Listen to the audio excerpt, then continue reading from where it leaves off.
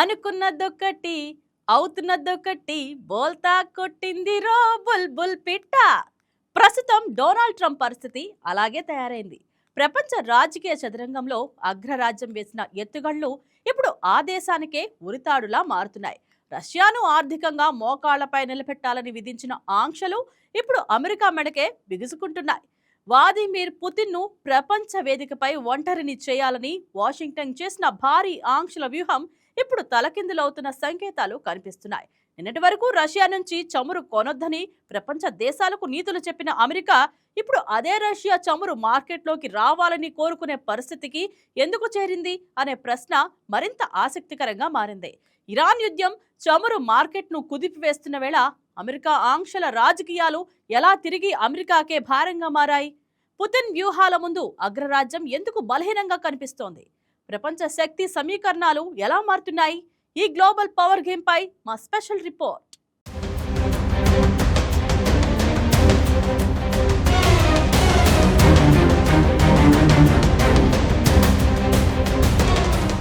ప్రపంచ రాజకీయ చదరంగంలో అగ్రరాజ్యం అమెరికా వేసిన ఎత్తుగడలు ఇప్పుడు ఆ దేశానికి శాపంగా మారాయి. రష్యా ఆర్థిక మూలాలను దెబ్బతీసి వ్లాడిమిర్ పుతిన్ను మోకాళ్లపై నిలబెట్టాలని వాషింగ్టన్ కన్న కలలు ఇప్పుడు ఇరాన్ యుద్ధ సెగతో కాలి బూడిదయ్యాయి. నిన్నటి వరకు రష్యా నుంచి చమురు కొనకండి అని భారత్ వంటి దేశాలకు హుకుం జారీ చేసిన అమెరికా నేడు తన దేశ ఆర్థిక వ్యవస్థ కుప్పకూలకుండా ఉండేందుకు రష్యా ఆయిల్ కొనవచ్చు అని బతిమాలుకునే స్థితికి చేరుకుంది. ఇది రష్యా గెలుపు కంటే అమెరికా అనాలోచిత వ్యూహాల ఘోర పరాజయమని చెప్పక తప్పదు.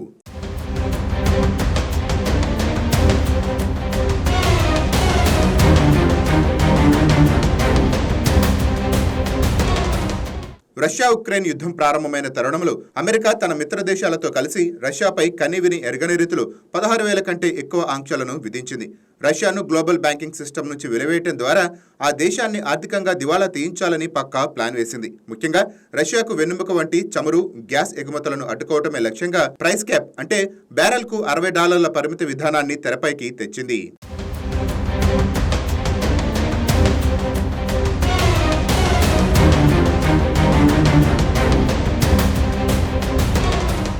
రష్యా నుంచి చమురు కొనడం అంటే ఉక్రెయిన్ రక్తపాతానికి నిధులు సమకూర్చడమే అంటూ అమెరికా నైతిక సూత్రాలు వల్లించింది. భారత్ వంటి అభివృద్ధి చెందుతున్న దేశాలపై తీవ్రమైన దౌత్యపరమైన ఒత్తిడి తెచ్చింది. కానీ అంతర్జాతీయ సంబంధాల్లో శాశ్వత శత్రువులు ఉండరని, కేవలం ప్రయోజనాలు మాత్రమే ఉంటాయని అమెరికా మర్చిపోయింది. నేడు ఇరాన్ ఇజ్రాయెల్ యుద్ధం ప్రపంచ ముఖ చిత్రాన్ని మార్చేసింది. హార్ముజ్ జలసంధి మూసుకుపోయి ప్రమాదం ఏర్పడటంతో ప్రపంచం గొంతుపై చమురు కత్తి వేలాడుతోంది. అమెరికా పాత ఆంక్షలు ఇప్పుడు ఆ దేశానికి ఉరితాడుగా మారాయి.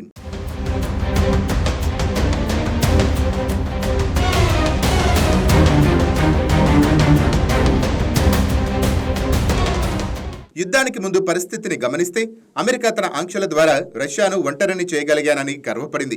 యూరోపియన్ దేశాలన్నీ రష్యా గ్యాస్ను వదులుకొని అమెరికా నుంచి అత్యధిక ధరలకు ఎల్ఎన్జీ కొనడం ప్రారంభించాయి. 2026 జనవరి నాటికి రష్యా ఇంధన ఎగుమతుల ఆదాయం రోజుకు దాదాపు €464 బిలియన్ పడిపోయింది. ఇది ఉక్రెయిన్ యుద్ధం మొదలైనప్పటి నుంచి అత్యంత కనిష్ట స్థాయి.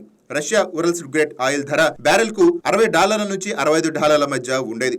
పాశ్చాత్య దేశాల షిప్పింగ్ మరియు ఇన్సూరెన్స్ కంపెనీలు ఆంక్షల భయంతో రష్యా చమురును పుట్టుకోవటానికి భయపడ్డాయి.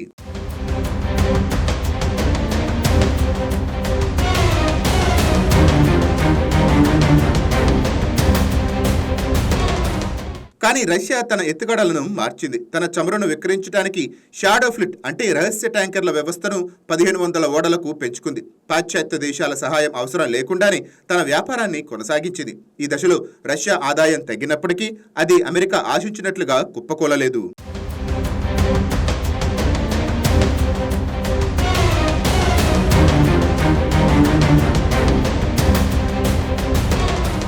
ఫిబ్రవరి 28, 2026న ఇరాన్పై అమెరికా ఇజ్రాయెల్ దాడులు మొదలవ్వగానే సీన్ రివర్స్ అయింది.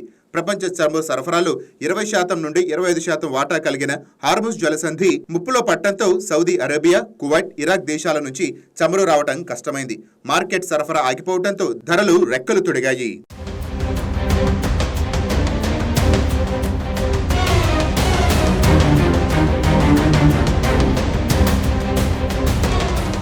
యుద్ధం మొదలైన కేవలం 2 వారాల్లోనే రష్యా చమురు ద్వారా €6 బిలియన్ కంటే అంటే సుమారు 54,000 కోట్ల అదనపు ఆదాయాన్ని ఆర్జించింది. గ్లోబల్ స్ట్రేట్ క్రూడ్ ధర మార్చి 8న $126కు చేరగా రష్యా ఉరల్స్ ధర అమెరికా విధించిన ఆంక్షల పరిమితిని పటాపంచలు చేస్తూ $85 నుంచి $90కు పెరిగింది. ఫిబ్రవరి 2026లో రష్యా రోజువారీ ఎగుమతి ఆదాయం 7% పెరిగి €492 మిలియన్ చేరింది. ఇందులో చమురు వాటా మాత్రమే రోజుకు €232 మిలియన్.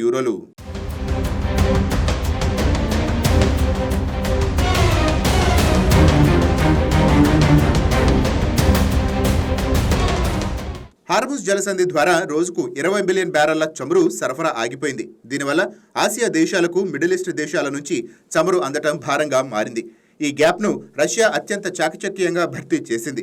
భారత్ తమ చమురు అవసరాల్లో 35 నుంచి 40% ఇప్పుడు రష్యా నుంచి దిగుమతి చేసుకుంటోంది. 2024-25 నాటికి భారత్ రష్యా నుంచి సుమారు $160 బిలియన్ విలువైన చమురును కొనుగోలు చేసింది. ప్రస్తుతం రష్యా ఎగుమతి చేసే చమురులో 70% పైగా ఆంక్షలకు దొరకని షాడో ఫ్లీట్ ద్వారానే కొనసాగుతోంది. ఇది అమెరికా గూఢచార సంస్థలకు కూడా సవాల్గా మారింది.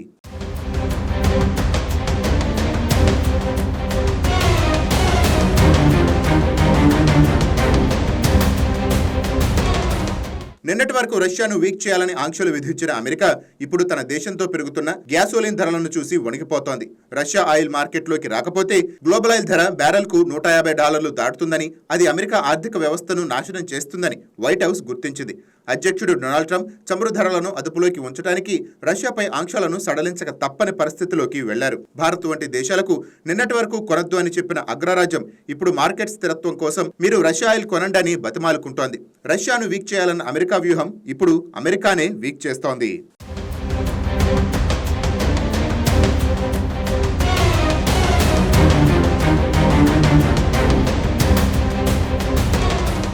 అమెరికా ఆంక్షలు ఏ స్థాయిలో విఫలం అయ్యాయో చెప్పడానికి రష్యా అనుసరిస్తున్న కొత్త ఆర్థిక విధానమే నిదర్శనం.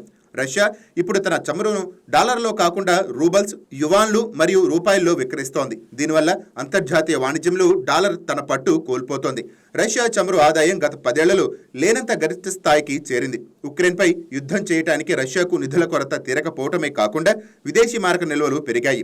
రష్యా నుంచి భారత్ దిగుమతులు 40% మేర పెరిగాయి. భారత్కు చౌకైన చమురు, రష్యాకు నమ్మకమైన కొనుగోలుదారు దొరికారు. మధ్యలో అమెరికా తన విశ్వసనీయతను కోల్పోయింది.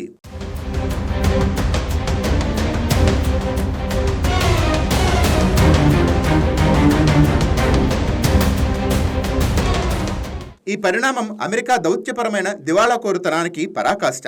ఒకవైపు ఉక్రెయిన్కు బిలియన్ల కొద్దీ డాలర్ల ఆయుధాలు ఇస్తూ, మరోవైపు ఆయుధాల తయారీకి రష్యాకు నిధులు చేరేలా తన చమురు విధానాన్ని మార్చుకోవాల్సి రావటం అమెరికాకు తలవంపులు. రష్యాను ఆర్థికంగా దెబ్బతీయటం సాధ్యం కాదని, తమ సొంత రాజకీయ ప్రయోజనాల కోసం శత్రువుతోనే రాజీ పడాల్సి వస్తుందని అమెరికా ప్రపంచానికి నిరూపించింది.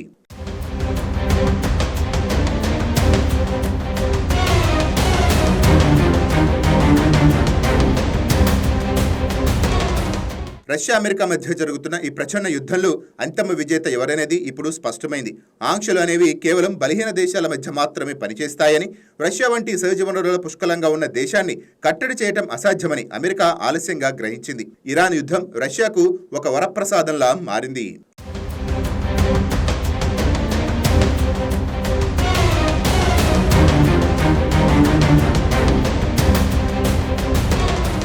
ఒకప్పుడు ప్రపంచాన్ని శాసించిన అమెరికా ఇప్పుడు తన దేశంలో ధరలు పెరగకుండా ఉండేందుకు శత్రువు వైపు చూడాల్సిన దుస్థితికి చేరింది. వ్లాదిమిర్ పుతిన్ వేసిన ఎత్తుగడల ముందు అమెరికా వ్యూహాలన్నీ చిత్తయ్యాయి.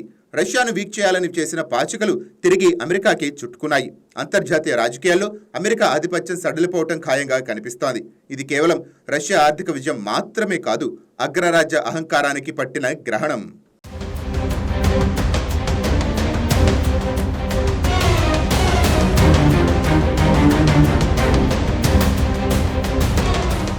మొత్తానికి ఈ పరిణామాలు ఒక కీలక నిజాన్ని ప్రపంచానికి మరోసారి గుర్తు చేస్తున్నాయి. అంతర్జాతీయ రాజకీయాల్లో శాశ్వత మిత్రులు, శాశ్వత శత్రువులు ఉండరు. కేవలం ప్రయోజనాలే ఉంటాయి. రష్యాను ఆర్థికంగా కూలదోయాలని అమెరికా వేసిన ఆంక్షల వ్యూహం ఇప్పుడు అదే అమెరికాకు భారంగా మారినట్టు కనిపిస్తోంది. ఒకప్పుడు ఇతర దేశాలకు షరతులు విధించిన వాషింగ్టన్ ఇప్పుడు మార్కెట్ స్థిరత్వం కోసం అదే దేశాల సహకారం కోరాల్సిన పరిస్థితి ఎదుర్కొంటోంది. రష్యా చమురు మార్కెట్లో కొనసాగాల్సిందే అని అంగీకరించాల్సిన పరిస్థితి అమెరికా వ్యూహాల పరిమితులను బహిర్గతం చేసింది. ఇది కేవలం చమురు రాజకీయాల కథ మాత్రమే కాదు, ప్రపంచ శక్తి సమీకరణాలు మారుతున్నాయనే సంకేతం కూడా. ఒకప్పుడు ప్రపంచాన్ని ఏకపక్షంగా నడిపించిన అమెరికా ఆధిపత్యం క్రమంగా సవాళ్లను ఎదుర్కొంటోందా, లేక ఇది తాత్కాలిక దౌత్య వెనుకడుగేనా? ఈ ప్రశ్నలకు అసలు సమాధానం చెప్పేది రాబోయే కాలమే. Please subscribe to YK TV Network. Please subscribe to YK TV. Please watch YK News.